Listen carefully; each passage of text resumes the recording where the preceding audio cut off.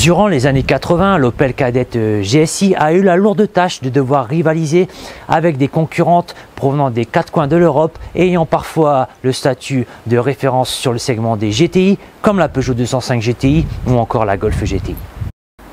La version la plus aboutie de la Kadett GSI, la GSI 16V, cédera sa place dès juillet 1991 à sa remplaçante, l'Opel Astra F GSI 16V, qui aura également pour mission de s'imposer dans le cercle très fermé des compacts sportives durant les années 90.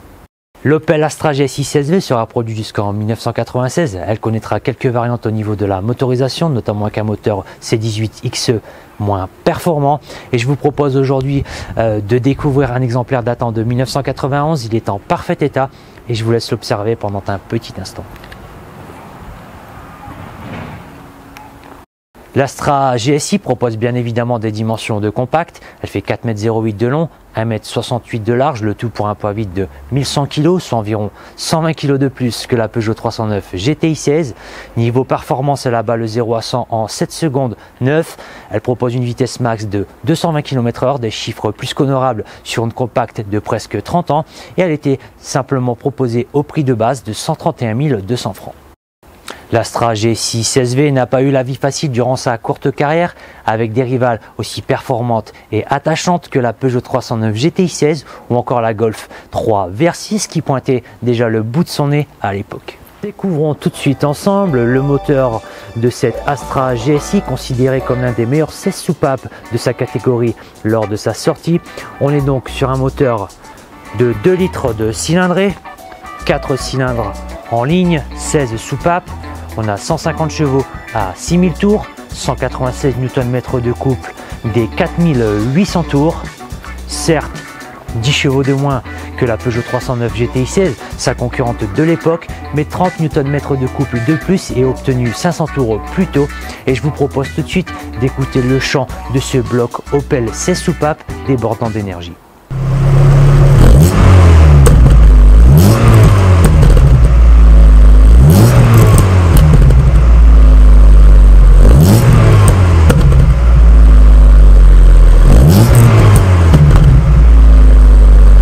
Ravi de pouvoir vous présenter aujourd'hui cette rarissime et resplendissante Opel Astra 16V. L'auto date de 1991. Il s'agit d'une des toutes premières sorties d'usine. Elle est en quasiment parfait état et elle affiche actuellement 165 000 km au compteur. Lors de sa sortie, l'Opel Astra a pu manquer un peu de fantaisie, je vous l'accorde. Opel a essayé de corriger le tir et apporter un peu plus de piquant à la face avant de sa GSI 16V. L'auto est ainsi équipée d'un pare-choc assez enveloppant pâte-en-caisse. Il intègre 2 anti-brouillard et un logo GSI 16V assez explicite. La calandre est également revue avec une ouverture plus petite pour l'entrée d'air. Le capot quant à lui est paré de 2 prises d'air qui apportent un peu d'originalité à l'ensemble. Les phares quant à eux ne sont pas directement repris de l'Astra de base et sont très légèrement modifiés sur cette GSI 16V. Notre Astra GSI 16V est équipée d'origine avec des jantes en 15 pouces. Certes, elles ne sont pas très grandes, mais elles rentrent parfaitement dans les standards des années 90 en termes de dimension. Et elles ont également l'avantage d'être atypiques. Elles abritent des disques en 256 mm ventilés à l'avant, des disques pleins en 260 mm à l'arrière, des dimensions pas du tout ridicules pour une compacte de 1991. Et surtout sur le papier, on a un petit avantage niveau freinage par rapport à la Peugeot 309 GTI 16.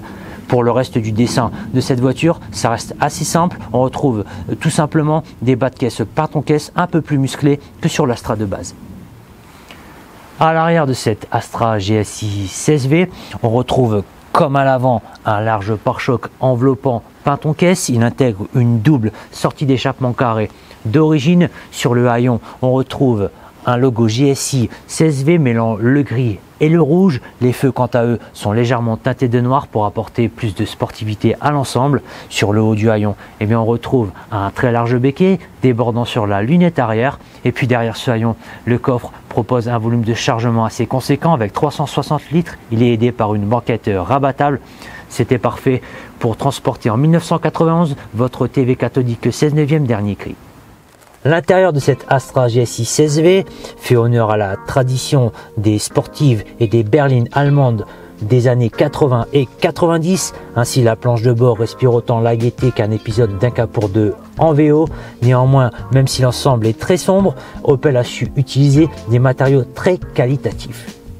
Cette Astra fait presque 1 tonne 100. Cet embonpoint est notamment dû à un habitacle richement équipé par rapport à ses concurrentes de l'époque. Ainsi, sur la console centrale, on retrouve un emplacement pour le système audio. Sur notre exemplaire, l'autoradio a été remplacé, mais d'origine, le système audio est déjà très complet et il permet notamment d'écouter l'album Nevermind de Nirvana en boucle sans problème. Juste en dessous, vous retrouvez des commandes assez simples et intuitives pour la ventilation. Le pommeau, quant à lui, est très simple, même s'il est gainé de cuir, et Opel aurait pu lui donner un côté beaucoup plus sportif. Juste derrière, on retrouve un petit bouton permettant de déconnecter ou de reconnecter l'anti-patinage, et puis notre exemplaire est équipé de série d'un magnifique et très grand toit ouvrant en verre qui se révèle très agréable à l'usage. Le volant de cette Astra GSI 16V, 3 branches gainées de cuir, est le point fort de cet habitacle. Il apporte un vrai vent de sportivité à l'ensemble. Juste derrière, on retrouve un bloc compteur certes assez simpliste, mais il est bien complété par un ordinateur de bord très complet qui vient tout simplement apporter les informations supplémentaires manquantes sur le bloc compteur. Niveau rangement, cette compacte est assez généreuse avec une petite boîte à gants devant le passager, un espace de rangement sous la boîte à gants, un large espace de rangement sur la planche de bord, 2 espaces de rangement sur la console centrale et bien évidemment de très grands vide-poches à gauche et à droite. Le second point fort de cet habitacle, c'est bien évidemment ces 2 sièges avant, typés sport d'origine. Ils sont très beaux, mêlant le velours et le tissu avec ce petit liseré rouge et bleu. C'est simple, efficace et très joli visuellement. Vous vous en doutez bien, à l'arrière de cette Astra GSI, l'espace n'est pas celui d'une limousine. Néanmoins, l'auto se débrouille plutôt bien pour la catégorie des compacts. Ainsi, 2 adultes pourront s'asseoir sur cette très accueillante banquette, reprenant les matériaux et les couleurs des 2 sièges à l'avant, sans être transformés en sardines.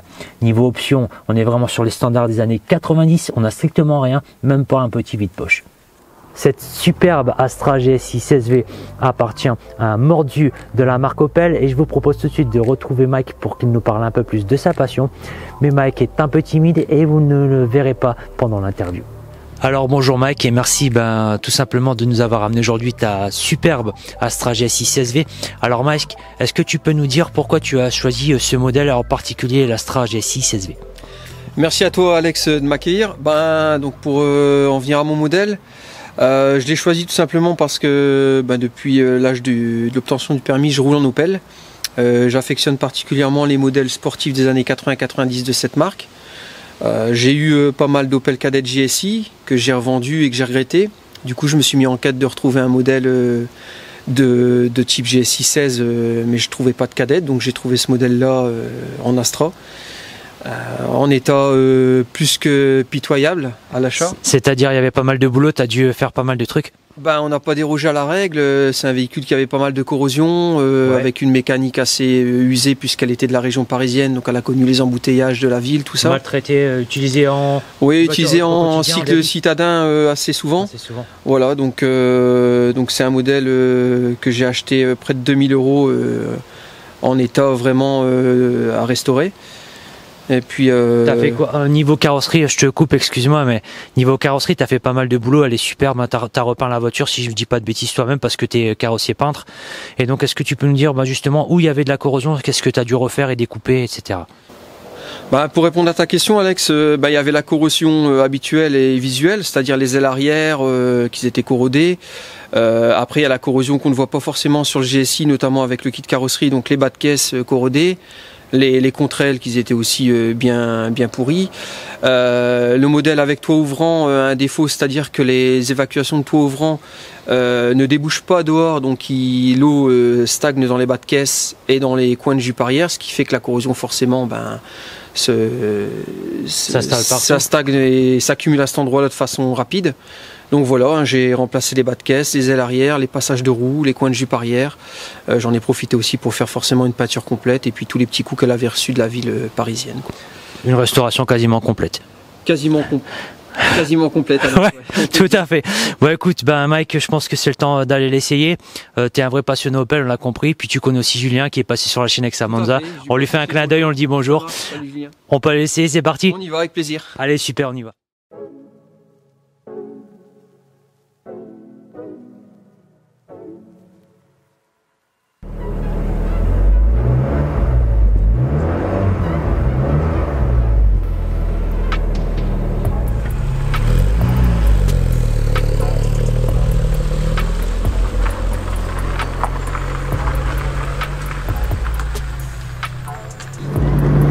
voilà donc à bord de l'Opel Astra GSI CSV de Mike.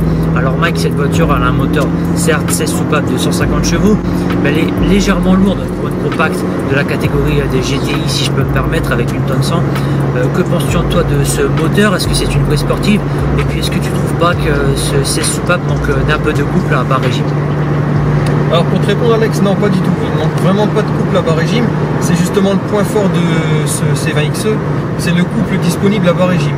Ce qui fait qu'à l'époque pour un multi-soupape, il était vraiment au-dessus des autres, des concurrents d'époque en fait. Hein. Donc non, il manque vraiment pas de couple, il repart très franchement dès les bas tours, et puis il devient carrément explosif en fait en fin de zone rouge quoi.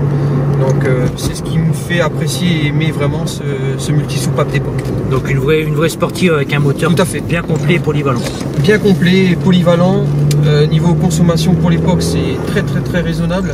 Justement, tu es à combien en consommation à peu près sur cette voiture? Si j'arrive sur une conduite très soutenue, bien sportive, je dépasse jamais les 10 litres 5, 11 litres. C'est peu pour bien soutenu pour une conduite sportive. Tout à fait. C'est pas beaucoup. C'est un moteur bien réglé. Oui. Et puis avec une gestion déjà pour l'époque très pointue, débitmètre, injection séquentielle. Non, c'est très correct. Et niveau boîte, tu en penses quoi Mike? Parce que toi tu la connais bien cette auto. Alors moi j'ai pu lire dans la critique que la voiture avait des petits soucis au niveau de la boîte, pas forcément super précise. T'en penses quoi? Est-ce que si tu devais comparer à une moderne, tu la trouves précise au niveau de la commande et bien étagée? Alors on n'a pas la précision d'une moderne sur le point de vue tringlerie de boîte, ce qui est normal. Maintenant au niveau étagement de boîte de vitesse, c'est le top. Sincèrement c'est le top. J'ai pu essayer quelques concurrentes de l'époque. J'ai pas retrouvé cet étagement de boîte de vitesse chez les concurrents. Ce qui fait encore le deuxième point pourquoi j'ai choisi cette GSI. Et en 5ème sur autoroute, le moteur est assez silencieux. Non, c'est une boîte assez courte, ce qui fait que c'est assez bruyant quand même. D'accord. Comme un véhicule sportif de cette époque, c'est pas des véhicules réellement faits pour l'autoroute. Ils sont surtout un petit peu dépouillés au niveau de la sonorisation, c'était aussi le but à l'époque. Tout à fait. Et niveau châssis, Mike, t'en penses quoi toi? Parce que j'ai pu également comprendre qu'elle a été un peu critiquée cette voiture pour son train avant, qui ne savait tout simplement pas gérer la puissance et le couple parfaitement, avec des petits défauts de motricité. Alors est-ce que c'est vraiment le point faible de la voiture? Alors oui, on peut dire que c'est quand même un de ses points faibles, c'est-à-dire qu'en fait elle déborde de puissance dès qu'on veut mettre le pied dedans. D'accord. Ce qui fait qu'on perd vraiment de la motricité. Maintenant ils ont essayé de pallier au problème avec un ETC sur l'Astra. Anti-patinage. Anti-patinage, mais qui n'est vraiment pas super d'efficacité. Il n'est pas hyper performant. Non. Donc effectivement, c'est vrai que quand on ne connaît pas trop le modèle et qu'on veut mettre plein gaz, on a tendance à perdre de la motricité. Mais ceci dit, quand la voiture adhère, c'est un régal. C'est un vrai régal. Ouais, un vrai régal. Alors niveau confort dans cette Astra GSI CSV, on est un petit peu malmené, j'ai envie de vous dire, elle est légèrement dure. Par contre les sièges, c'est un vrai régal. Alors ils sont très beaux visuellement et en plus ils maintiennent très bien de vrais sièges sport. Et franchement, c'est vraiment un point fort dans l'habitacle de cette Astra GSI. Et Mike, enfin, est-ce que tu pourrais me dire ce que tu penses du freinage de cette GSI CSV parce qu'on a apparemment un léger avantage par rapport à la 309 GTI 16 avec des disques un peu plus gros. Est-ce que tu trouves le freinage très endurant, toi qui as su l'utiliser pendant de nombreuses années, et puis peut-être tu l'as déjà emmené sur circuit, alors en utilisation intensive, est-ce que tu n'as jamais eu des soucis de pédale molle ou ce genre de truc? Non, pas trop de soucis de pédale molle. Après, manque d'endurance, effectivement, quand on commence vraiment à pousser la bête dans ses retranchements pendant assez longtemps, on a un freinage qui s'échauffe assez vite, on a des jantes assez pleines sur le véhicule. Donc ce qui fait que ça refroidit pas forcément bien. Maintenant, ça reste un freinage quand même assez efficace et qui peut être vite corrigé avec notamment l'amélioration des plaquettes, notamment avec la plaquette EBC. On arrive sur quelque chose d'assez endurant et qui tient le choc sur circuit. Avec pas grand chose, on peut facilement le freinage au moindre coup. Bon, ça reste un très bon freinage. Alors Mike, tu connais la tradition sur la chaîne, il n'y a personne derrière nous, personne devant nous, on est sur une route secondaire.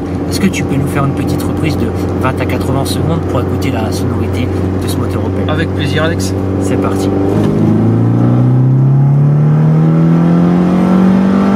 Ça chante très bien. Très sympa. Pas mal. Ça a du coffre hein. Elle pousse bien pour ses 30 ans. C'est pas mal du tout, effectivement.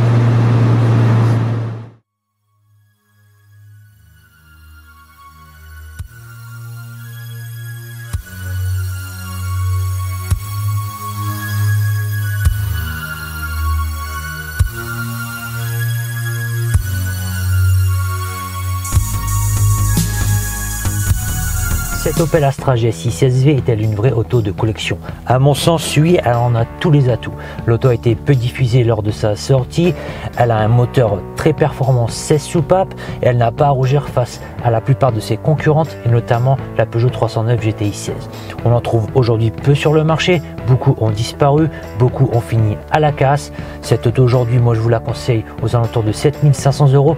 Franchement, ne traînez pas, les rares exemplaires ne courent vraiment pas les rues. Lors de votre achat, faites vraiment attention à tout ce qui est corrosion au niveau des bas de caisse, des ailes arrière. La mécanique en globalité est assez fiable, le moteur ne pose pas de problème particulier et faites surtout attention lors de votre achat que l'auto soit bien d'origine et complète. Les pièces un peu spécifiques sont de plus en plus difficiles à retrouver et surtout ne sont pas refabriquées. Ainsi s'achève cette vidéo de présentation de l'Opel Astra GSI 16V. J'espère que la vidéo vous aura plu. Je remercie Mike d'avoir aujourd'hui amené son auto. Je vous dis encore merci pour votre soutien quotidien. N'hésitez pas à liker la vidéo, à vous abonner. C'était Alex pour Overdrive AM. À bientôt les amis. Ciao.